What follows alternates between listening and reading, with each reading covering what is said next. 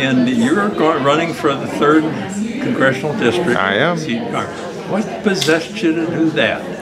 Well, first and foremost, I care. I never imagined even 3 months ago that I'd be here tonight as running for Congress. And after the last election in November, I was troubled, but hopeful. I think it's a responsibility of all Americans to give a new president a chance, which I did. But the last number of months, and particularly the last number of weeks, have gravely concerned me about the direction of our country. And in particular, our representative in the 3rd District here, Erik Paulsen, I believe his votes, while he's not Donald Trump, his votes are almost perfectly aligned with his. And I believe that's a misrepresentation of this district, and I intend to point that out and, most importantly, represent this district. You know the last time a Democrat won this seat? 1958. And I'm going to see how this goes. I feel very strongly about service, and we'll see how this campaign goes. I intend to be successful, and I intend to be the next congressman representing the 3rd District. If not, we'll see how what direction the country's headed, and I'll make that decision down the road. Where do you think Erik is vulnerable? Well, I think that representation, first and foremost, starts with listening.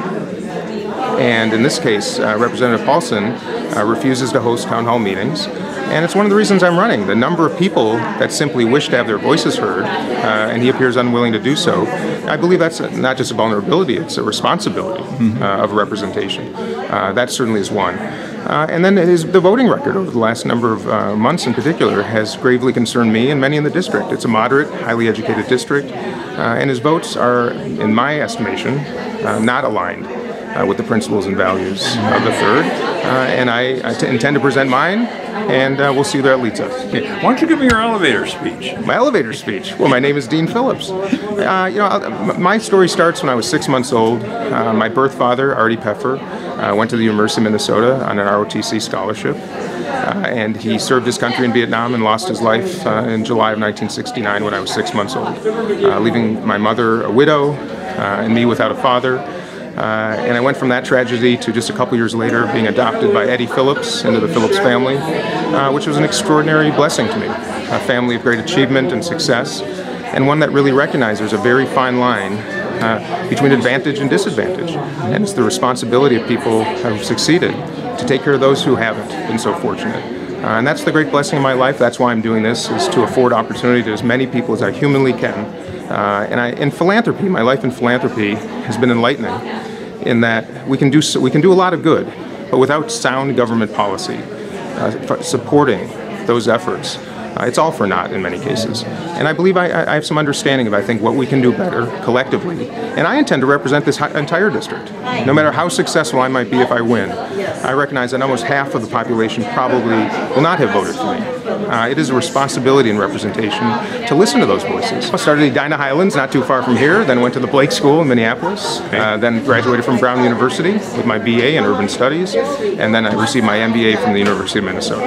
And what's your political experience? Well, I've been. How many campaigns have you won? Well, I'll tell you, my political experience began actually in 1980. John Anderson, the Republican congressman from Illinois, came to my middle school to speak. He was running for president as an independent in 1980. And he made a speech that made a big impact on me at that age. I was about 11 years old. And he talked about the need for independence in politics, in government. And he talked about the risk of money in politics and how it would corrupt our democracy. And I didn't understand a lot of what that meant at that time, but it inspired me. Turn up the clock a few years later when I was in college. I interned on Capitol Hill for Senator Patrick Leahy, a Democrat from Vermont who's still serving as a senator and an extraordinary man. And he shared with us, his interns that year, how government works. He mentored us, and he inspired us. And I left that experience knowing that if the chance one day arose and the need to serve, that I would be willing to stand up. And I feel that that's the time right now. My political experience includes supporting Republicans and independents, and mostly Democrats. I'm a passionate Democrat. But I love to listen. No party has monopoly on ideas. I intend to listen to all parties and all sides. I'm hearing a lot of talk about health care, a lot of talk about this president and his administration.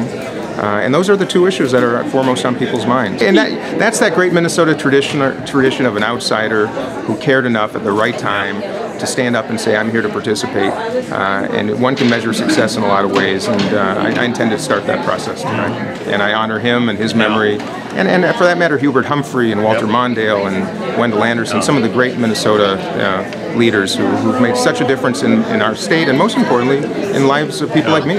I consider myself a Democrat, and I have to admit, I voted for Erik Paulsen. Okay. But I'm not a supporter of him now. Why? Where do you think? He doesn't really care about us. He sits there in his office, and that's the way it goes. I'm interested in finding out what his views are. Well, I want to see what Mr. Dean has to say, because I really am tired of Paulsen and think we've got to get some new blood in there. Well, I'm interested in hearing what Dean has to say. I had a chance to meet him a few years ago, and I was very excited to hear that he was considering running for Congress.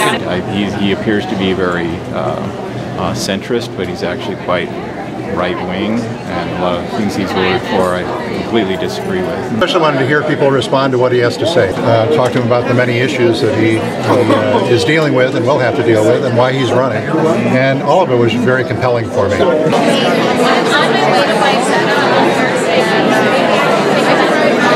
I'm grateful for all of you for being here. Many of you are standing up, and that's what excites me about democracy. Well, actually, all sitting down.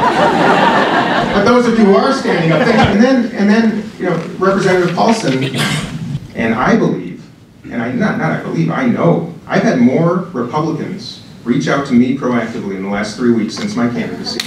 That's awesome.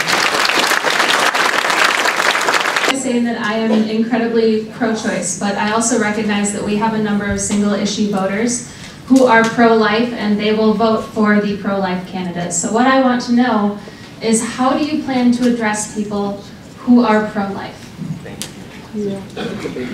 So I'm very pro-choice, and I said it earlier because I believe that women should reserve the right to make healthcare decisions in their best interests along with their physicians. And truth is, I have equal compassion for those who believe that life is so precious that that shouldn't ever be allowed. But because I recognize that that's an example of humanity where everybody should be respected. And for any of us to not honor people who thoughtfully convey those feelings, I think we're doing a disservice to ourselves. I really do.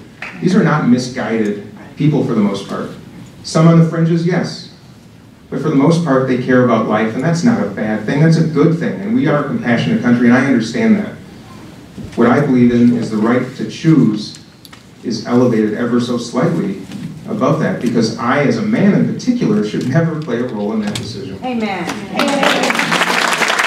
Money in politics is a great corrupter of our democracy, and perhaps the most shameful element, again, bipartisan shame, is that only slightly over half of the eligible voters in this country made the choice to vote in what is clearly the most important election that this country probably has ever had in its history in the last election. Only 50% in a democracy. I'll be the first to tell you, I would rather lose this election with 90% turnout than win it with 40. There is a great legacy of Donald Trump. And this man, because of who he is, has inspired this country in a way that it has never been inspired before. Successful, I'm just one of 535 voices. Just one. But you're my voice. Thank you.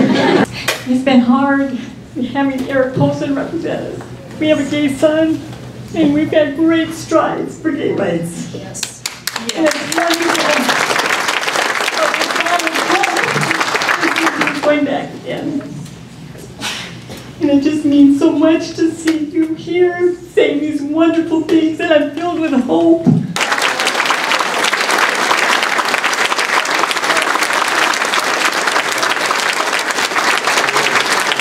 Thank you.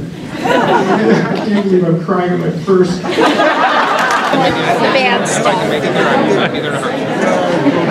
But that's even better. Questions? Yeah. All right. Thanks, Jerry. We'll see you.